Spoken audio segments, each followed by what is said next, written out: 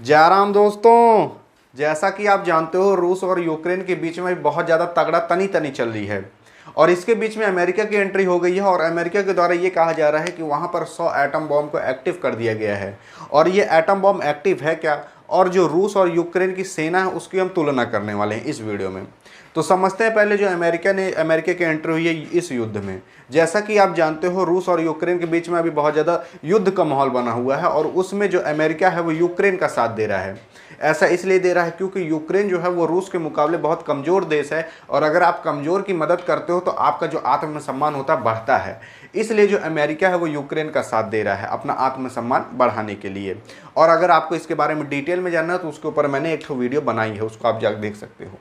और जो अमेरिका है उसके द्वारा ये कहा गया है कि अमेरिका में 100 एटम बॉम्ब को एक्टिव कर दिया गया है। एक्टिव का मतलब ये है जो एटम बॉम्ब है उसको प्रिपेयर कर दिया गया है कि उसको लॉन्च किया जा सकता है किसी के ऊपर दागने के लिए। और यह जो अमेरिका ने एटम बॉम्ब को एक्टिव किया है यह रूस के खिलाफ किया है। अगर रूस यूक्रेन पर हमला करता है तो अमेरिका रूस के ऊपर यह एटम बॉम्ब दाग सकता है। और अगर एटम बॉम्ब गिरा तो वही हाल होगा जैसे कि जापान के हिरोशिमा नागासाकी में हुआ था, वैसे रूस में भी होगा। और अगर रूस में एटम बॉम्ब गिरा तो रूस भी भैया जरूर मारेगा अमेरिका के ऊपर, जो रूस के ऊपर मारेगा तो रूस भी उसके ऊपर जरूर मारेगा। तो अगर एटम बॉम्ब जहाँ गिरा तो वही हिरोशिमा नागासाकी वाला हाल होगा। इसलिए यह केवल डरवाने के लिए कहा जा रहा है ताकि युद्ध को टाला जा सके भैया, ताकि लोग डरें और युद्ध को रोका जा सके, इसलिए यह सब बातें कही जा रही हैं। और जो अमेरिका ने यह एटम बॉम्ब को एक्टिव किया है वह किया है अलग अलग देशों में, ताकि अलग अलग देशों से मारा जा सके एटम बॉम्ब रूस के ऊपर अगर रूस यूक्रेन के ऊपर हमला करता है। अब जैसा कि जानते हो जो यूक्रेन है, यूक्रेन का अमेरिका साथ दे रहा है और यूक्रेन में जो लोग हैं, चाहे वो बुजुर्ग लोग हैं चाहे वो बच्चे हों, सबको हथियार चलाना सिखाया जा रहा है। ऐसा इसलिए अगर जो रूस है अगर वो यूक्रेन के ऊपर हमला करता है तो जो यूक्रेन के लोग हैं वो सेल्फ डिफेंस कर सकें, इसलिए जो यूक्रेन के लोग हैं उनको हथियार चलाना सिखाया जा रहा है। तो अब हम समझते हैं कि यूक्रेन की सेना ज़्यादा मजबूत है कि रसिया की सेना ज़्यादा मजबूत है। तो जो यूक्रेन के पास है 11 लाख सैनिक हैं और रसिया के पास 29 लाख सैनिक हैं। यूक्रेन के पास लगभग 2,500 टैंक हैं और रसिया के पास लगभग 12,000 से भी ज़्यादा टैंक हैं। यूक्रेन के पास 98 लड़ाकू विमान हैं, यानी कि 98 लड़ाकू विमान हैं और रसिया के पास 1,500 से भी ज़्यादा लड़ाकू विमान हैं। यूक्रेन के पास 34 अटैक हेलीकॉप्टर हैं, रसिया के पास 500 से भी ज़्यादा अटैक हेलीकॉप्टर हैं।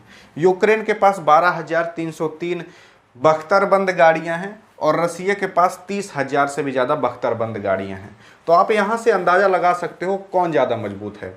जो रूस है वो हर मामले में कई गुना आगे है यूक्रेन से, यानी कि अगर केवल यूक्रेन रूस से लड़े तो कई कीमत पे भी नहीं जीत सकता, क्योंकि सेना में भी और टेक्नोलॉजी में भी पीछे है यूक्रेन रूस के मुकाबले। इसलिए जो यूक्रेन है वो अकेले अपने दम पे रूस से तो कई कीमत पे नहीं जीत सकता। इसीलिए जो यूक्रेन है, यूक्रेन का साथ दे रहा है अमेरिका। अमेरिका जब यूक्रेन का साथ दे रहा है इसीलिए यूक्रेन के अंदर भी हिम्मत आई है लड़ने के लिए। इसलिए जो यूक्रेन है वो भी डट के खड़ा हुआ है, क्योंकि इसका यूक्रेन का साथ अमेरिका दे रहा है। अमेरिका के साथ साथ कई यूरोपियन देश भी दे रहे हैं यूक्रेन का साथ। अब यह साथ कब तक देंगे यह तो आगे चल के पता चलेगा। ऐसा इसलिए कह रहा हूं क्योंकि जो यूरोपियन देश हैं जो कि यूक्रेन की मदद कर रहे हैं, यूरोपियन देश को गैस देने का काम यह रूस करता है।